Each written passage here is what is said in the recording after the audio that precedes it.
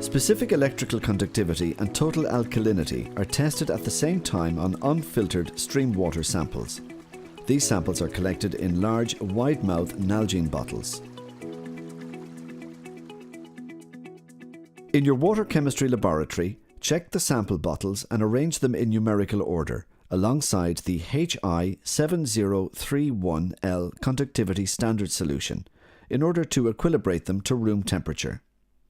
Before commencing any work, don a laboratory coat along with nitrile gloves and safety glasses. Testing involves using an electronic multi-range conductivity meter with a probe and an alkalinity test kit. Before testing, the conductivity meter must be calibrated using the conductivity standard solution, which is temperature dependent. First, take the thermometer from the alkalinity test kit and rinse it in deionized water or tap water. Measure the temperature of the conductivity standard solution with the thermometer.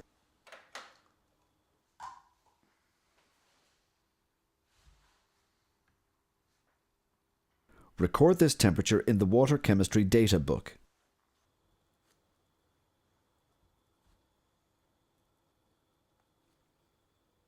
Remove the thermometer from the conductivity standard solution and place to one side. Turn on the conductivity meter and rinse the probe using deionized or tap water. The outer case can be removed. Shake or dry the excess away and place the rinsed probe on a clean surface.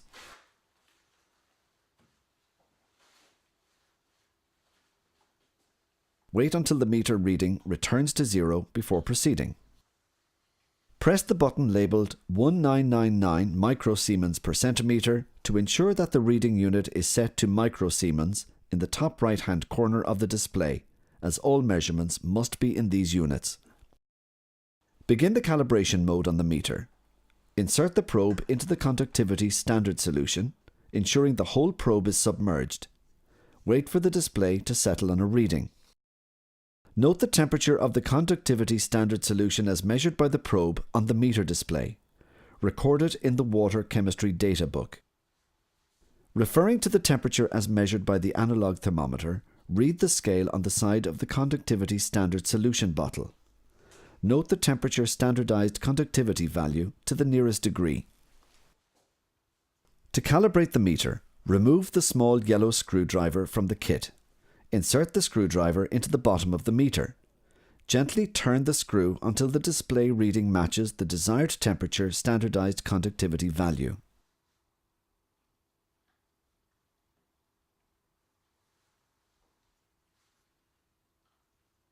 Record this figure in the water chemistry data book.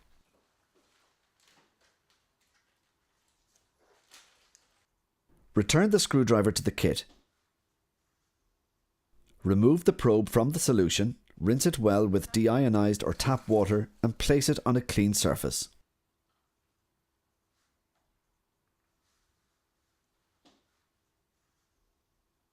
Replace the cap on the conductivity standard solution and put both bottles to one side.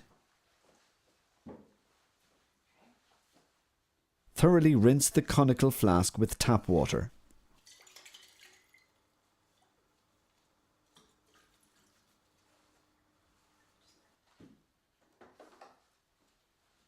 Also thoroughly rinse the measuring cylinder with tap water. In the Alkalinity Test Kit is a bottle of bromocresol green indicator solution. Remove the small plastic pipette from its bag and open the indicator solution.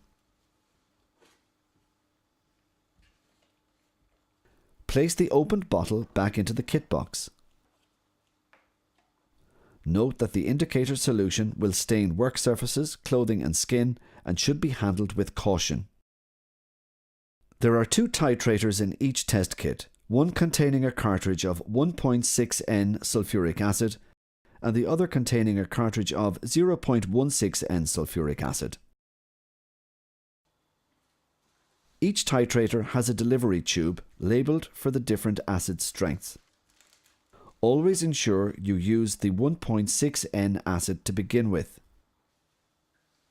Remove the cap from the cartridge, take the delivery tube out of its bag and attach it to the end of the cartridge.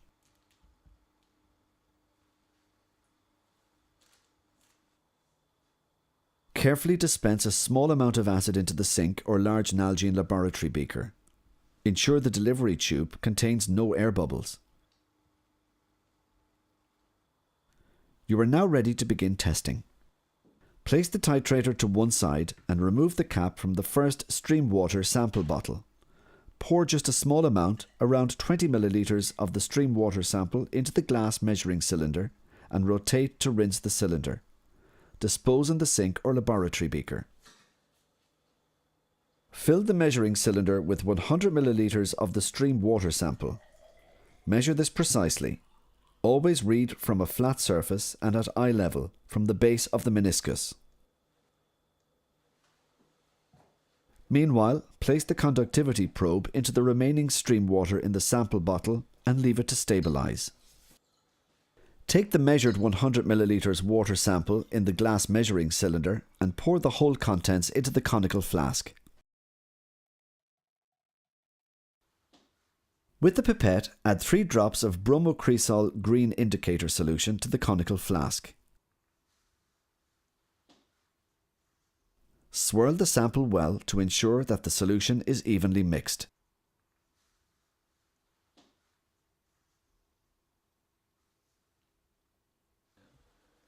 Take the 1.6N titrator and turn the dial until the display reads 0000. You are now ready to begin dispensing the sulfuric acid. Place the delivery tube into the water sample in the conical flask. Rest the titrator in one hand and twist the upper wheel to deliver the 1.6N acid slowly. Continuously swirl the sample to ensure that the acid is evenly distributed. Observing the water sample in natural light and against a white background will make it easier to identify the color change. Do not rush the process, as adding too much acid will mean that the titration endpoint is missed. Samples may require hundreds of units or only a few to be added before a color change is observed.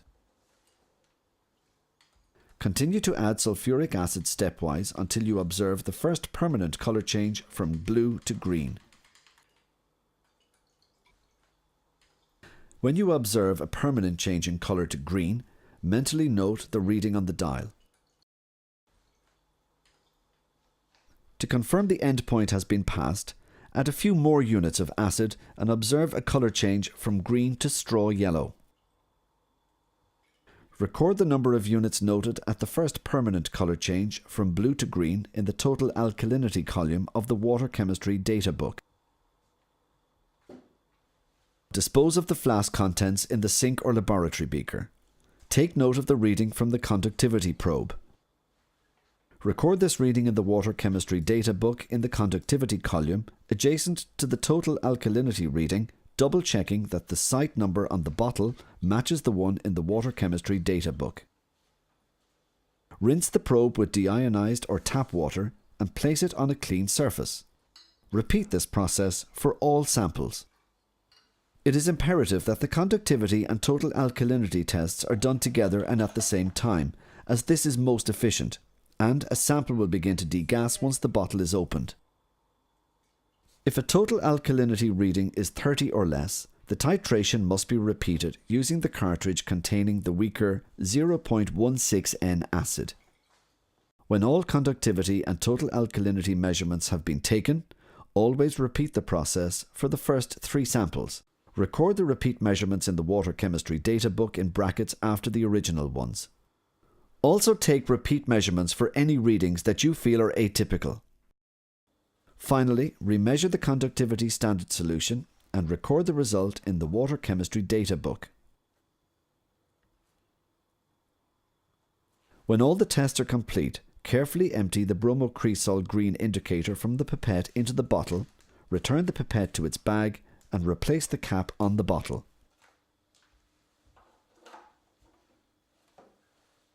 Remove the delivery tube from each titrator and return each to its labelled bag.